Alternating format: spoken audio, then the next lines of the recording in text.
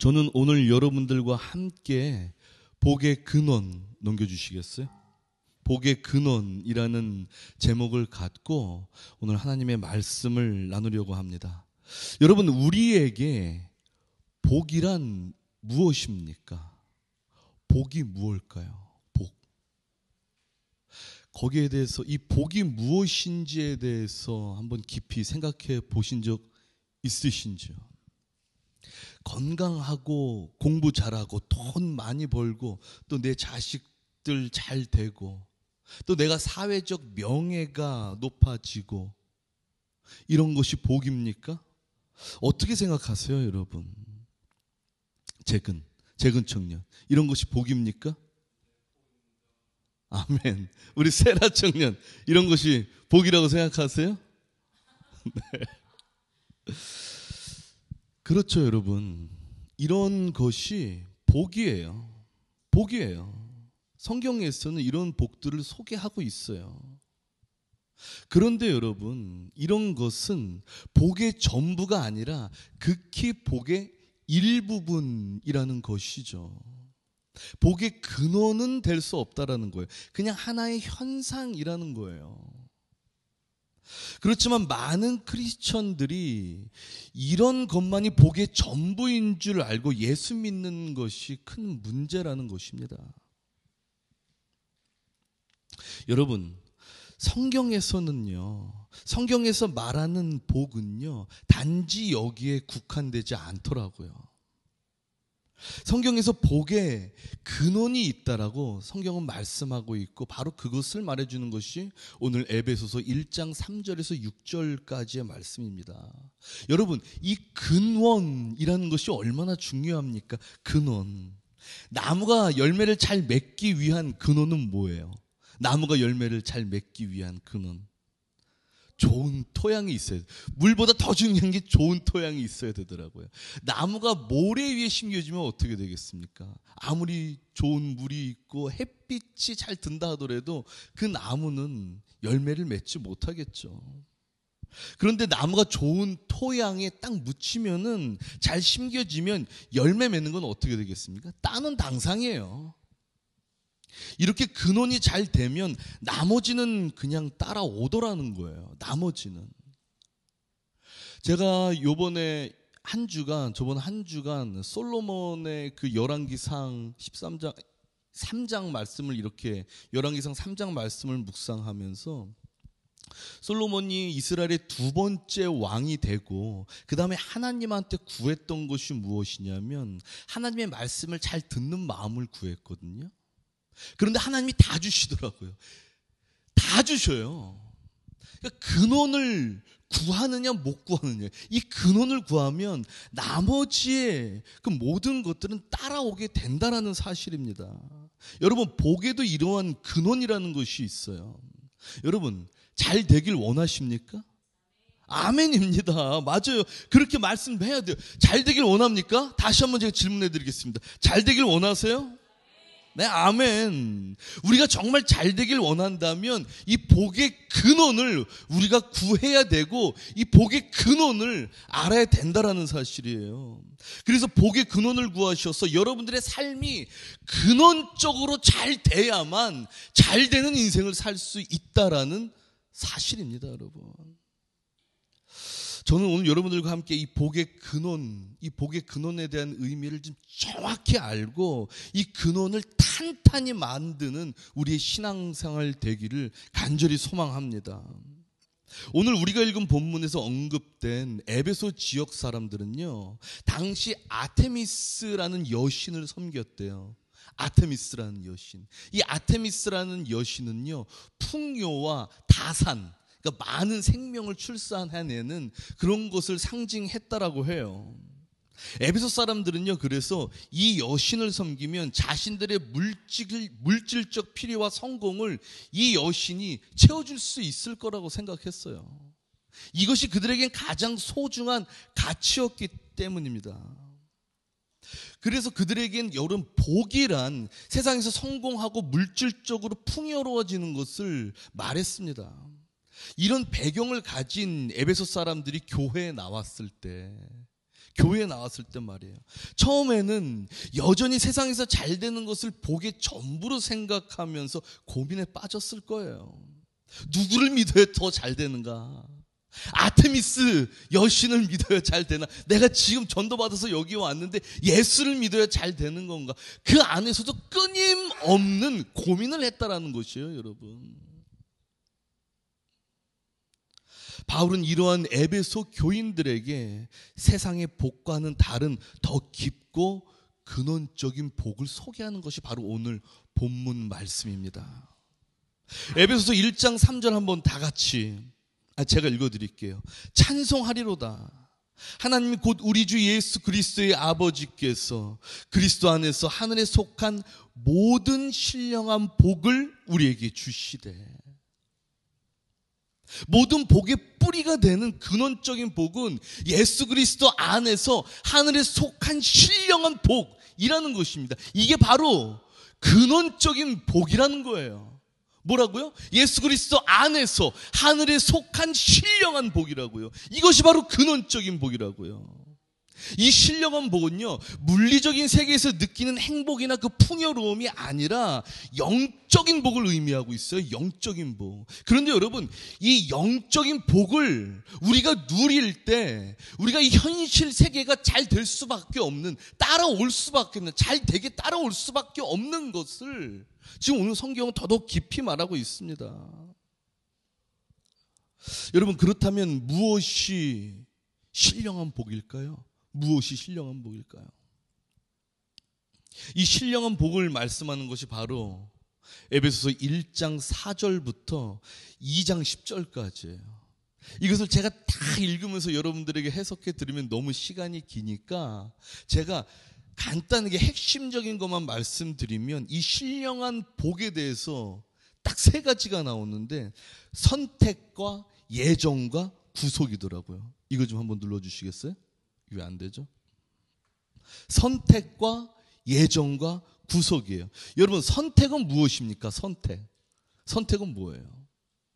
하나님이 우리를 선택하셨다라는 거죠. 하나님이 우리를 선택하셨다는 거예요. 근데 여기서 머무는 것이 아니라, 지금 제가 오늘 아침에 찾아오면서 이 전 세계의 인구가 얼마나 되나 찾아보니까 88억 명이라고 그러더라고요. 88억. 그런데 그 중에 우리를 선택해서 이 자리에 부르셨다는 겁니다. 그 중에 우리를 선택하셨어. 그런데 여러분, 여기서 더 놀라운 건 뭐냐면 선택받은 자가 있고 선택받지 못한 자가 있다라는 거예요. 그거를 아셔야 돼요, 여러분. 우리는 선택받아서 이 자리에 있는 거고, 선택받았기 때문에 하나님 안에 있는 것입니다. 이것이 바로 선택이에요. 이 복이 우리에게 있다라는 사실이에요. 예정, 그 두 번째 복이 바로 예정이라는 건데, 예정은요, 이렇게 선택하셨는데, 우리를 선택하시기 전에, 천하 만물을 창조하시기 전에 미리 정하셨다는 거예요.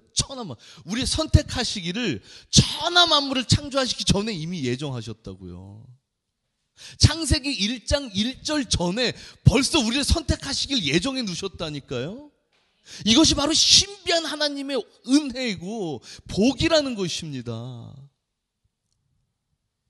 그리고 구속, 세 번째 구속. 이 구속은 하나님이 선택한, 이 선택받은 내가, 이 김산이라는 사람이 죄의 웅덩이에 빠져서 막 허우적거리는 거를 하나님이 빼내셨다라는 것입니다.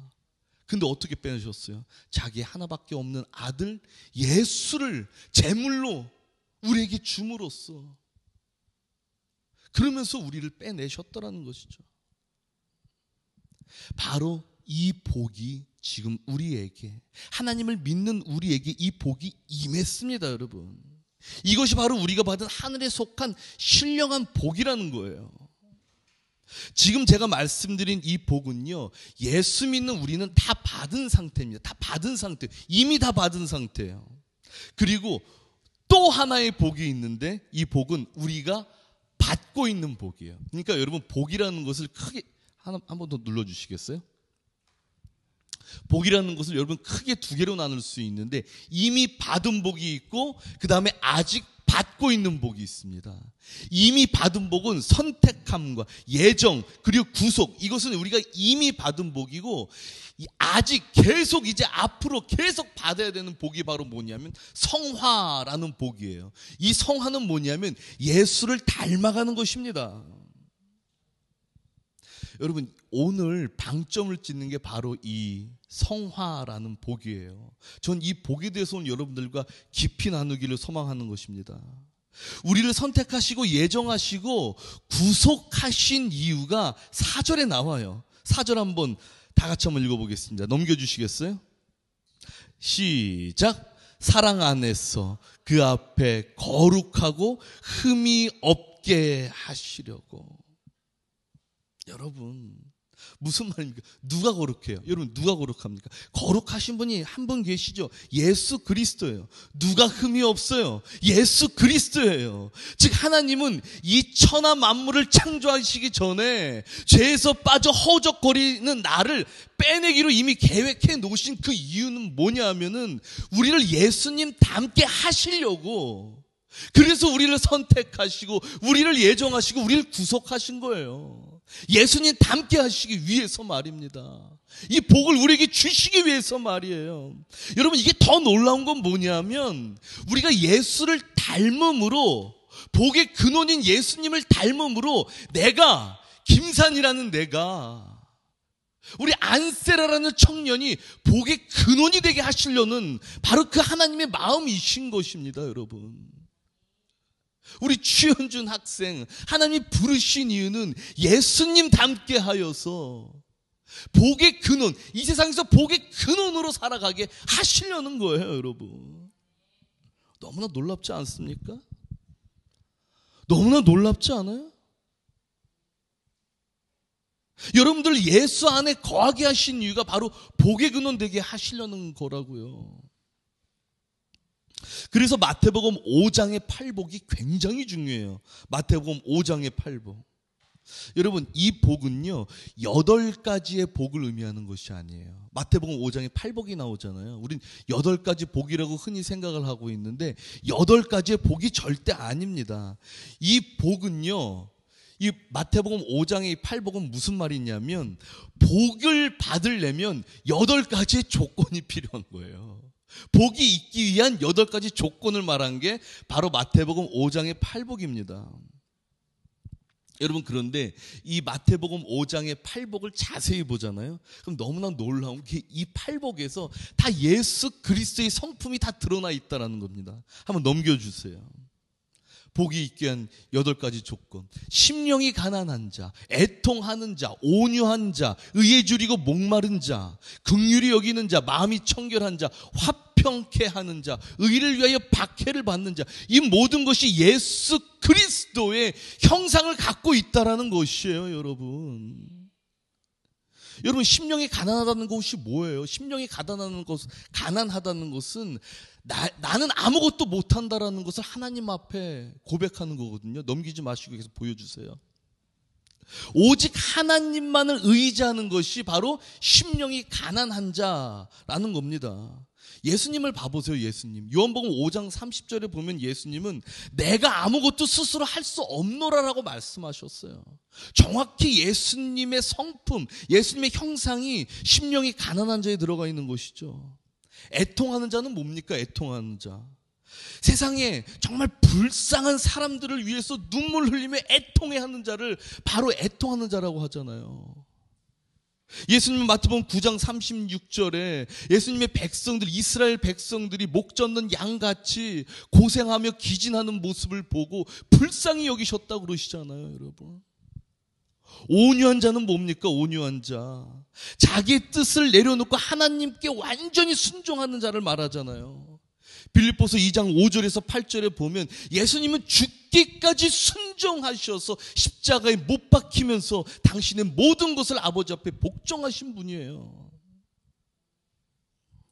의에 줄이고 목마른 자. 여러분, 여기서 의에 줄이고 목마른 자란 무슨 말이냐면요, 배고픈 자가 밥을 찾듯이 하나님의 의를 이루기 위해 막 몸부림치는 것을 말합니다.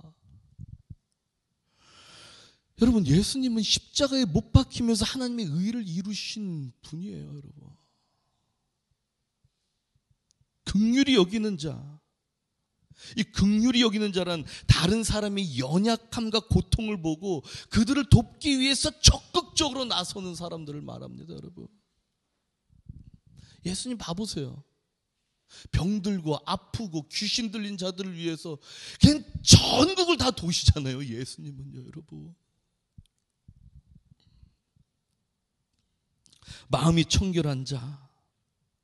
여러분, 저는요, 이 마음이, 우리가 얼마나 마음이 청결해질 수 있을까? 여러분, 예수님 봐보세요. 이 마음이 청결한 자는요, 이 마음이 깨끗해야 돼요. 근데 예수님, 그 자기의 백성들에게 모욕과 침뱉음과 조롱을 당해도 누가복음 23장 34절에 보면 십자가에 달리셔서 뭐라고 하시냐면 하나님, 저들의 죄를 용서해달라고 말씀하십니다.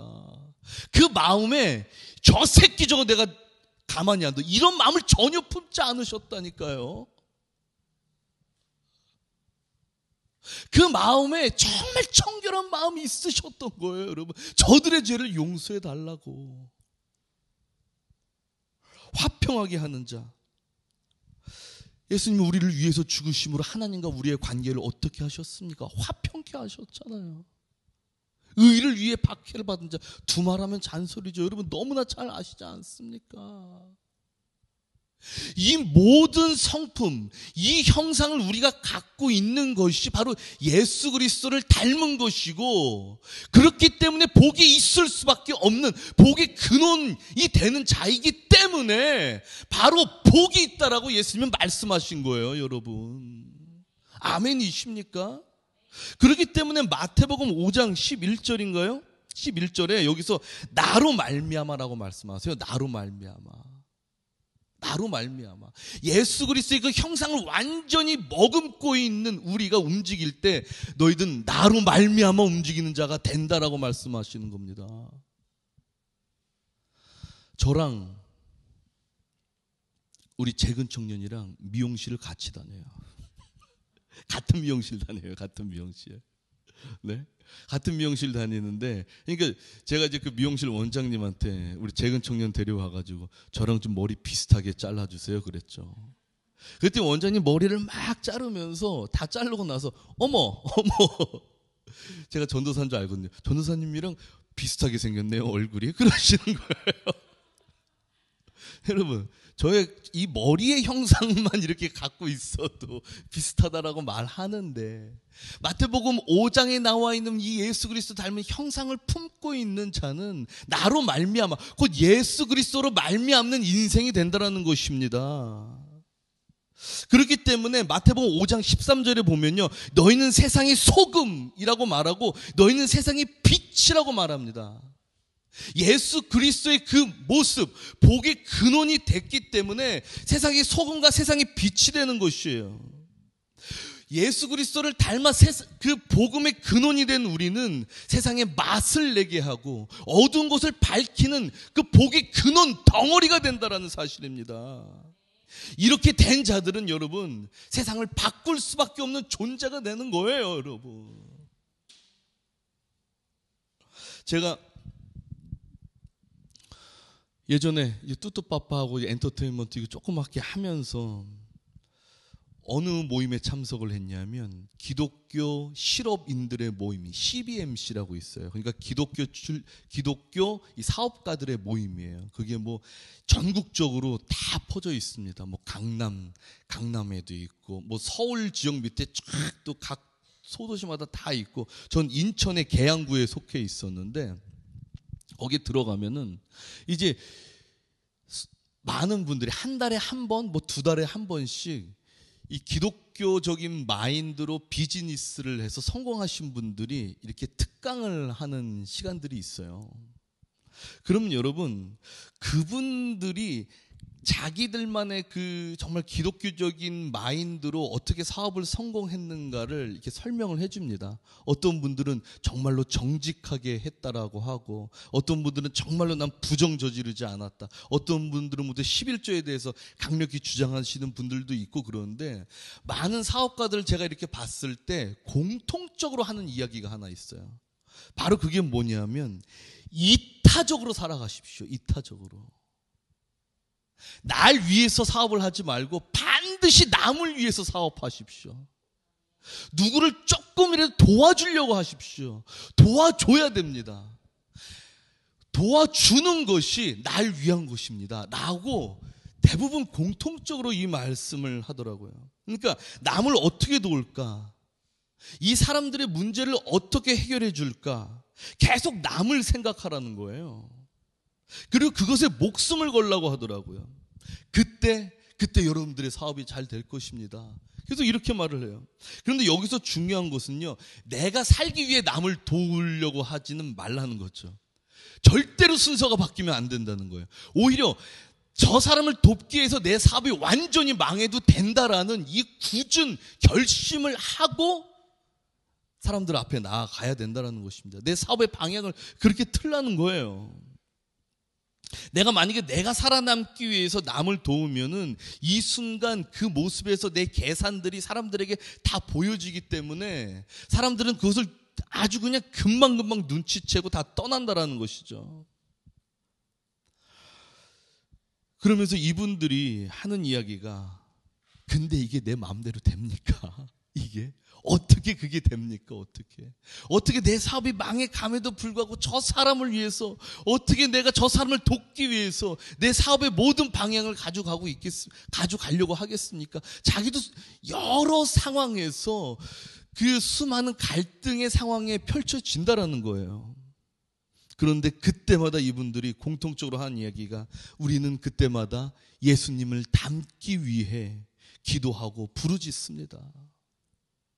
정말 예수 그리스도의 그 성품을 닮으려고 부르짖습니다. 나도 예수님처럼 사람 살리는 사람 되게 해달라고, 사람 살리는 것이 정말로 나에게 가장 큰 기쁨으로 여기게 해달라고 아버지 이름을 붙잡고 부르짖습니다. 여러분, 그렇기 때문에 이분들은 아주 단순하게 살아갈 수밖에 없다라는 거예요. 그냥 예수 닮으면 나머지는 다 따라오는 것을 알기 때문에 오늘 하루도 세상에 나가서 나는 어떻게 예수님 한번 닮아볼까? 그것이 그들에겐 고민이자 그들에겐 그것이 가장 큰 도전이라는 거예요. 하나님 아버지, 나 오늘도 예수 그리스도 닮게 하여 주시옵소서. 예수 그리스도 닮아서 참된 복의 근원이 되게 하여 주시옵소서. 예수 그리스도 닮음으로 이 세상의 진정한 빛과 소금이 되게 해달라고 몸부림치며 기도한다라는 거예요. 여러분, 예수 닮는 인생, 바로 이것이 복의 근원이라는 사실입니다. 저는요, 우리가 오늘 하루의 인생, 내일 모레 우리가 교회 나가서 여러분 끊임없이 이 문제를 내 마음속 깊이 새기면서 예수 그리스도를 닮기 위해 우리가 주님 아버지 앞에 무릎 꿇고 하나님의 능력으로 그 모습 한번 닮아보자고요, 여러분. 내 발자취에서, 내가 걷는 이 발자취에서 예수 그리스도의 발자취가 보이게 한번 해봅시다. 한번. 내가 걸어가는 이 행동 반경에서 예수 그리스도의 향기가 돋아나게 한번 해보자고요. 여러분, 제가 이런 예수 닮자라는 운동을 여기저기서 많이 하고 다녀요. 하나님이 이 땅에 내려오셔서 우리를 위해서 죽으신 그 모습 한번 닮아보자고 막 목소리 높여서 얘기해요. 그러면 여러분, 너무나 멋지고 은혜롭다고 우리 교회까지 찾아오셔서 이런 이야기를 듣는 분들이 계세요. 그런데 더 놀라운 게 뭔지 아세요? 막상 같이 하자고 하면 도망가는 분들이 많아요. 정말이에요, 여러분. 정말이에요. 이 생각 자체는, 그것 자체는 너무나 멋있는 것 같은데 내가 직접 그 길 걸어가려고 하면 두려운 거예요. 그러나 바울은 골로새서에 보면 1장 24절인가요? 거기에 보면은 뭐라고 그럽니까? 그리스도의 남은 고난을 내 마음에 채우노라, 내 육체에 채우노라 라고 말하잖아요, 여러분. 어떻게든 내 모든 것을 걸고 그리스도의 모습을 내 육체에 완전 채우면서 그 형상대로 나아갈 때, 그때 이 세상은 변하고 그 복의 근원대로 나아갈 때 나머지는 따라오게 되는 그 삶의 모습이 우리에겐 펼쳐질 줄로 믿습니다. 여러분, 우리 오늘 모두 다 함께 기도로 나아갑시다. 이게 내 힘으로는 안 되거든요.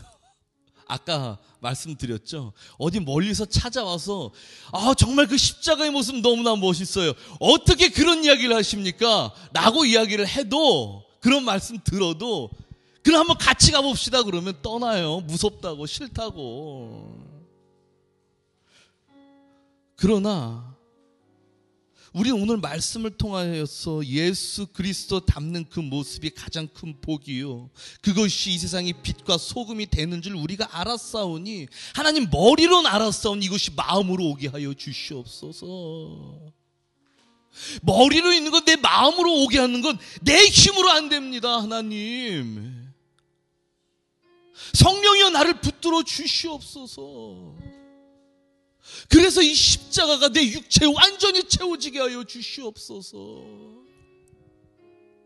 그래서 복의 근원이 되어 이 세상의 빛과 소금, 싱거운 곳에 소금을 뿌려서 내가 소금이 되어서 그곳에 맛을 내게 하고, 어두운 곳에는 내가 빛이 되어서 비춰지게 하여 주시옵소서. 하나님, 예수 그리스도 닮아서 말입니다. 하나님이라고. 여러분, 우리 한번 외쳐봅시다. 마음으로 오게 하여 주시옵소서. 성령의 나를 지배하셔서 그 길을 주님의 의에 움직이게 해달라고. 우리 시간 모두 다 같이 주의 이름 부르짖고 기도로 나아갑시다. 주여!